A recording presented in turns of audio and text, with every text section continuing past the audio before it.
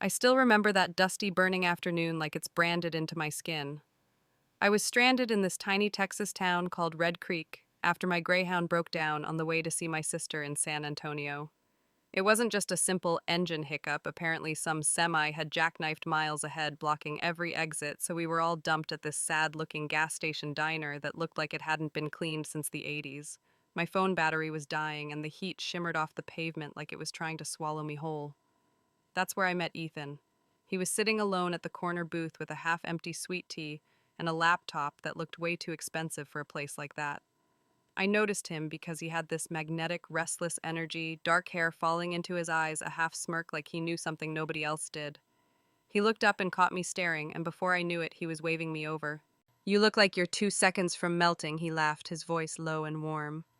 I slid into the booth, grateful for the cheap AC, and we started talking. He told me he was on his way to Houston for some business meetings, but the way he avoided details set off a quiet alarm in my head. I ignored it. I wanted to believe his stories about big tech startups and future investments. He listened to me ramble about my boring logistics job in Austin as if I was telling him a fascinating fairy tale. It felt good to be seen. We spent hours there sipping refills of sweet tea and sharing greasy fries while the sky outside turned from glaring blue to a soft, bruised purple.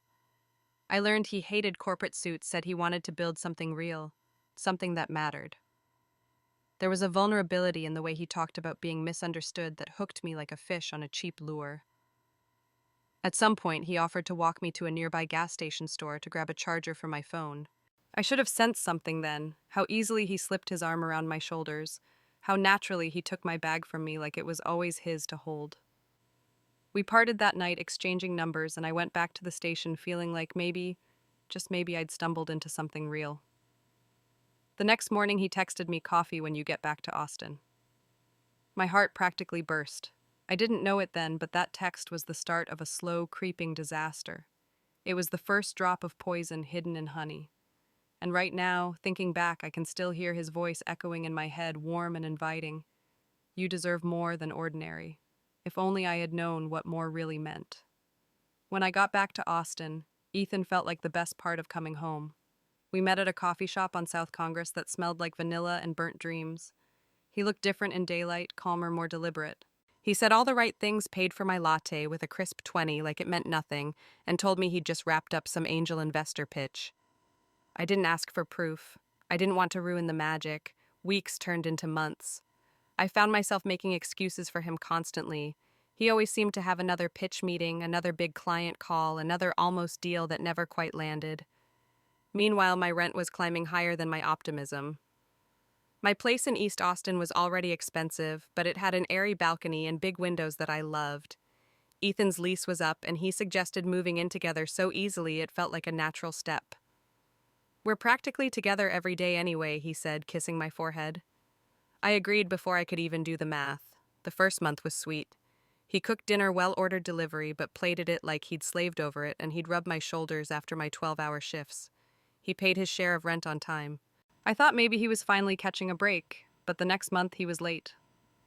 The excuses started: a delayed wire transfer, a partner backing out last minute, a check that definitely cleared but never did. He started borrowing my credit card just for gas, just for groceries, just until this next payment comes in. Before I knew it, he'd memorized the numbers. My groceries started vanishing faster than I could replace them. Bottles of whiskey and craft beers began appearing in the fridge, stuff I couldn't even afford to glance at on my best day. He bought himself a brand new smartwatch one week, claiming it was a business expense. I laughed it off. My friend Leah didn't. Leah saw right through him. One Saturday over matcha lattes, she dropped her voice and asked, "Are you okay covering all this? You look worn down." I snapped at her, said we were partners, that she didn't understand our bond. She looked at me like I'd lost my mind. Maybe I had. But at the time, I was convinced I was supporting him through a rough patch, convinced I was the strong, loving girlfriend who stuck around when it got hard. Late at night, he would hold me whispering, "We're so close. Just a little longer." And in those moments, my exhaustion felt worth it. But by day, bills piled up and the shine in his eyes started to look more like a reflection of something rotten than something bright. And I kept wondering, how much more of myself could I give before I vanished completely? I should have trusted my gut that night at dinner with Leah and her fiancé Mark. They invited me out to a trendy Mexican place downtown. Ethan told me he had a huge networking mixer and insisted I go without him. I arrived early, ordered a margarita, and tried to shake off this heavy feeling in my chest. Leah kept glancing at me with a softness that felt more like pity than affection. When Mark arrived, he started rambling about some big tech gala he'd attended in LA the night before. My stomach turned when he mentioned seeing Ethan there. Oh, yeah, he was with that blonde. His fiancée, I think. They looked pretty cozy. I choked on my drink. My head spun so violently I felt like I might throw up right on the table. Leah froze, eyes wide. Mark's voice faded into a dull roar. Leah started fumbling for her phone, whispering apologies. She scrolled through Instagram and handed it to me. There she was, a beautiful blonde named Chloe, posing under fairy lights with Ethan's arm wrapped firmly around her waist. The caption read, "Said yes to forever with my best friend. Hat engaged. Lucky me." My fingers shook as I scrolled. Dinner dates at oceanfront restaurants in Santa Monica, sunset hikes in Malibu, a weekend winery trip in Napa, one I'd paid for under the guise of client entertainment. Suddenly, every missing dollar, every strange charge, every client dinner fell into place like sharp glass shattering on the floor. The three $200 jewelry store charge on my credit card, the ring on her finger. My ring. I barely remember leaving the restaurant. I know Leah chased me down the sidewalk, grabbing my arm and sobbing, apologizing like it was her fault. I muttered something about needing to breathe and bolted. At home, I tore through our shared expenses, pulling up online statements, tracking every last dollar he'd siphoned away. I felt numb, robotic, like I was moving underwater. The walls closed in on me as I realized he hadn't just stolen money. He'd stolen years of my life, my trust, my belief in love. He came home that night reeking of cologne and champagne. He kicked off his boots and called out, "Babe, guess who finally got that investment?" I didn't answer. When he saw my face, his smirk flickered. "What's this about?" he asked, still cocky. I showed him Chloe's post. His eyes darted between me and the screen, and then, unbelievably, he laughed. "You really think you were the one? Come on, Haley. You were convenient. Someone to crash with, someone to keep the lights on while I figured out my real future." My vision tunneled. I screamed, threw the phone across the room, my rage echoing like thunder. He just shrugged, picked up his keys, and said, "Drama queen." That's when I realized love wasn't supposed to feel like drowning in quicksand. And as the door slammed shut behind him, I knew my old life had ended right there in that dark, suffocating living room. The next morning, the world felt like it had been ripped in half. My apartment looked the same throw pillows, same half-dead succulents, but nothing felt real anymore. My hands shook as I packed Ethan's things into trash bags, barely noticing when I cut my finger on a broken picture frame. I texted him once, "Your stuff's by the door. Don't come back." Then I blocked his number, Venmo, Instagram, every digital doorway he might crawl through. That first night alone, I barely slept. I kept expecting to hear his keys, his laugh echoing down the hall. Instead, it was just me and the eerie hum of the fridge. Around 3 a.m., I got up and checked my bank accounts again. The numbers hit me like a punch to the ribs, over $6,000, missing some charges going back further than I'd realized. Subscriptions to weird fitness apps, luxury meal kits, boutique hotel stays, all while I'd been rationing groceries and skipping nights out with Leah. I called my bank, hoping to dispute the charges. The rep sounded sympathetic, but cold Ethan had been an authorized user. My hands went cold as I realized I had handed him the blade he used to carve out my heart. 2 days later, I got called into my boss's office. I expected a routine logistics report meeting. Instead, he sighed, shuffled some papers, and said the company was restructuring. My position eliminated, effective in 2 weeks. I held it together in the office, even shook his hand as though I wasn't seconds away from shattering. In the bathroom, I fell to my knees and heaved dry sobs until my chest burned. Outside, Austin's bright golden sun felt like an insult. I spent my last 2 weeks at work on autopilot, sending out job applications like throwing pennies into a dry fountain. Rejections rolled in faster than bills. I sold my favorite leather jacket on Facebook Marketplace, listed old concert posters I once loved. Then the eviction notice came taped to my door like a final nail in my coffin. My landlord, tired of my partial payments, gave me 30 days to fix it or get out. I started skipping meals to stretch my last grocery runs, surviving on dollar ramen and stale crackers. Every time my phone buzzed, my stomach twisted with dread. Late one night, after forcing down another bland dinner, I heard a soft knock. It wasn't Ethan's aggressive pounding, it was hesitant, almost gentle. My neighbor, a soft-spoken woman named Maria, stood there holding a casserole dish. She had seen the notice. "You okay?" she whispered. I opened my mouth, but no words came. Maria set the dish down, stepped forward, and hugged me so tightly I finally let myself cry. In that tiny moment of kindness, I realized how much I had lost, not just money or a home, but parts of myself I didn't know I'd given away. And for the first time, I started to understand the cost of loving someone who only loved your convenience. I don't know what possessed me to say yes to Maria's question that night. Maybe it was the way her voice cracked when she said, "I know someone who needs a place too." Or maybe it was the silent desperation clawing at my ribs. Maria's cousin Rosa showed up 2 days later with a single duffel bag and a tired smile. She was younger than I expected, maybe mid-20s, with cropped curly hair and eyes that seemed to carry entire storms inside them. She handed me her share of rent in cash, no questions, no bargaining. Just like that, the eviction notice became a threat I could push back into the shadows for now. At first, we were like ghosts passing in a half-lived space. I'd come home late from another round of failed job hunting, and she'd be leaving for her shift at a bakery downtown. Our hellos were hollow, our silences heavy. But then one night I came home to find her sitting at the kitchen table, sobbing quietly into a chipped mug. I hesitated, then sat down across from her. She started talking before I could say anything. Her voice was small, but each word felt like a crack in a dam. She'd been in love with a man who promised to help her open her own pastry shop. Instead, he drained her savings and left her with a mountain of debt and a scar across her cheek from the night she finally confronted him. I reached out without thinking and took her hand. For the first time in weeks, my own pain felt lighter, not because it had vanished, but because I wasn't carrying it alone anymore. We stayed up until sunrise trading stories that sounded like they were ripped from the same cursed book. Meanwhile, Ethan's ghost refused to die. I'd spot him standing across the street from my bus stop or lurking by the laundromat. Once I came home to find a single rose taped to my door with a note, "I miss us." The first time I saw him, I felt paralyzed, like my bones had turned to ice. But the third, fourth, fifth time, rage started to boil beneath my skin. How dare he invade my scraps of peace, my fragile new beginnings, Rosa noticed. One evening, as we ate cheap spaghetti in silence, she finally looked up and said, "You know, you're allowed to be angry." Really angry. I laughed bitterly, but something inside me shifted. That night I wrote Ethan an email, not to beg or explain, but to tell him one thing: "Don't come near me again. I'm not yours to haunt." Then I hit send and blocked him everywhere once more. For the first time in months, I felt my lungs fill fully, as if I could finally taste the possibility of a life without his shadow darkening every corner. A week later, my body decided to betray me completely.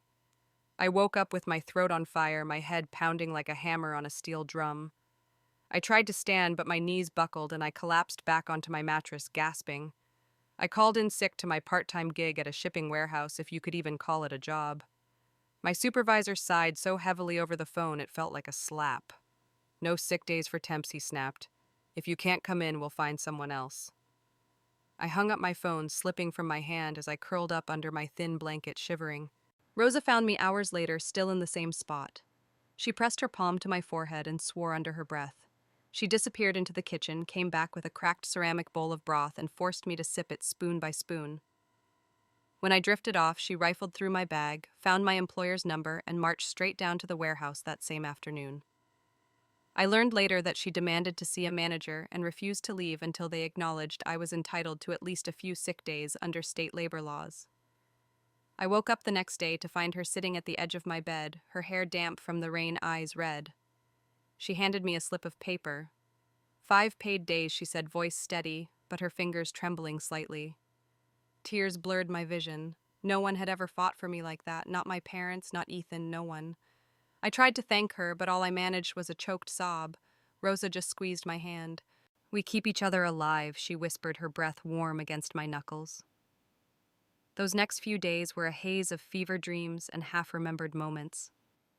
I felt my heart cave and rebuild itself 1,000 times over. Meanwhile, Ethan kept slipping in and out of my thoughts like a nightmare I couldn't quite wake from. On my second day upright, Rosa handed me a small envelope that had been shoved under our door. My name was scrawled on it in Ethan's handwriting. My stomach turned. Inside was a single sheet of paper. I know I messed up. I can make this right. Meet me. I didn't answer. Instead, I tore it up piece by piece and flushed it down the toilet. Each swirl felt like a piece of him washing out of my life. That night, as I lay in the dark listening to Rosa's steady breathing from the next room, I realized something. Survival wasn't just about rent or groceries or job applications. It was about reclaiming every corner of my spirit he had colonized.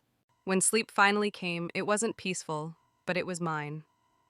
Spring arrived in Austin like a quiet apology with warm breezes that smelled faintly of wildflowers and old rain. My fever finally broke for good, and I dragged myself back to the warehouse weaker but determined.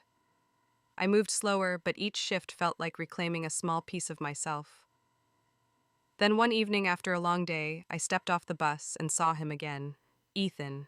He looked smaller somehow, his shoulders hunched beneath a cheap hoodie, his face pale and sunken. He held a small gift bag like a kid bringing home a crumpled art project. I froze. The whole block seemed to tilt sideways. He raised his hands slowly like he was approaching a wounded animal. "I'm leaving town," he said. "Pittsburgh. Just wanted to give you this before I go." He thrust the bag toward me. I didn't move, didn't even blink. When he realized I wouldn't take it, he set it gently at my feet and stepped back. "I'm sorry, Haley. For everything. For what I took for who I was." His voice cracked, and for the first time I saw something almost human behind his eyes. I finally bent down, picked up the bag, and carried it upstairs without a word. Rosa watched from the doorway, her eyes narrowed, a silent question on her lips. In my room, I opened the bag. Inside was a small velvet box and an envelope thick with cash.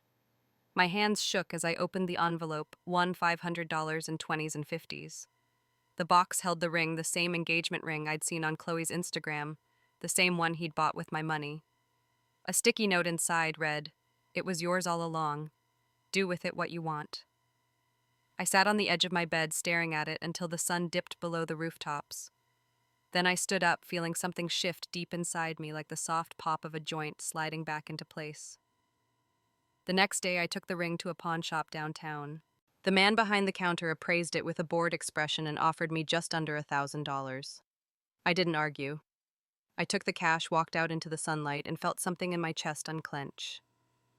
Back at home, I handed Rosa half of the cash without a word. She shook her head, but I pressed it into her hand, whispering, "We keep each other alive." Later that evening, I stood on our tiny balcony, breathing in the sweet, heavy Texas air. I thought of Ethan's final words, of all the promises he made, and shattered of all the nights I thought love meant sacrificing every piece of yourself until nothing remained. I finally understood love wasn't supposed to be a war zone. It wasn't supposed to hollow you out and leave you scraping for pieces of yourself in the dark. I wasn't healed. I wasn't magically whole. But I was here, standing, breathing. And for the first time, the air didn't taste like ash. I used to believe that love meant pouring every drop of yourself into someone else's cup, even when yours was already cracked and leaking. I thought devotion meant sacrifice without limits, that if you loved hard enough, deep enough, you could fix someone's emptiness. But Ethan taught me otherwise, brutally, painfully, and completely. When he walked out of my life for the last time, it felt like a violent silence, like a storm that leaves everything eerily still once it's gone. I spent so long trying to understand how someone I trusted could betray me so thoroughly, how a person could turn love into a weapon. But the truth is, some questions don't deserve answers. It took losing my job, my savings, my sense of safety to find something I didn't even know I was searching for my own spine. Through the cold nights, the ramen dinners, the suffocating loneliness, I started gathering the scattered shards of my spirit. Rosa became my unexpected anchor, her quiet strength, a reminder that healing doesn't always come from grand gestures, but from small, stubborn acts of kindness, a bowl of soup, a shared glance, a silent understanding. I still carry scars, emotional and physical, from that year. I still flinch when my phone rings unexpectedly, still check the locks twice before bed. But every day I add tiny bricks to the foundation of the new life I'm building, slow, uneven, but mine. If you asked me now what love means, I'd say it starts with your own reflection. It starts with knowing your worth before asking someone else to see it. And as I whisper this to you, to myself, I feel the hush of a gentle new beginning settling in my bones. Shh. Can you feel it too?